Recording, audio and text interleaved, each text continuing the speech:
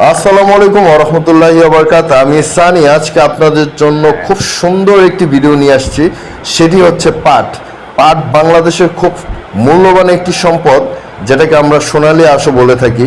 এই পাট দিয়ে আমরা ঢাকা শহরে অনেক অনেক কিছু সুন্দর সুন্দর জিনিস ব্যবহার করে থাকি, অথচ আমরা অনেকেই জানি না এই পাট কিভাবে তৈরি হয়, পাট থেকে কিভাবে সোনালী আঁশ ছাড়ানো হচ্ছে এবং সেটা শুকানো হচ্ছে কি কি প্রসেসিংয়ে। সেই দৃশ্যগুলা আজকে আপনাদেরকে দেখাবো, যারা আগে এই দৃশ্যগুলা দেখেননি। আজকে আমার ভিডিওটি শুধু তাদের জন্যই। তো চলুন দেখা যাক। জানেন না, এই যে এগুলো, এই আঁশটা শুকানোর পরে না আপা, শুকানোর পরে ঠিক এই যে এরকম, এই যে এরকম পাট তৈরি হয়। এটা দিয়ে আমাদের বাংলাদেশে অনেক কিছু তৈরি করা হয়। এটাই সোনালী আঁশ। আর এই আঁশটা ছুটানোর পরে এই যে এই পাটখড়ি, এটা দিয়ে আমাদের গ্রাম অঞ্চলে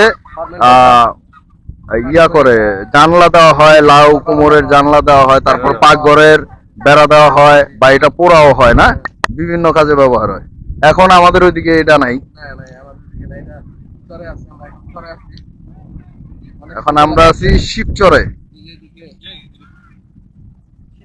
মূলত পানিতে হয়, পানি থেকে এগুলো যখন বড় হয়, পানি থেকে উঠানোর পরে যে প্রসেসিংটা দেখাইলাম ঠিক ওইভাবে এগুলা করা হয়। পাট দিয়ে আপনারা ঢাকা শহরে টিসির মোড়ে পাবেন পাটের ব্যাগ, এটা সেটা হাবিজাবি অনেক কিছু। এই যে পাটগুলা, পাটের আঁশগুলা ছুটানোর পরে এইভাবে রোদ্রে শুকানো হয়।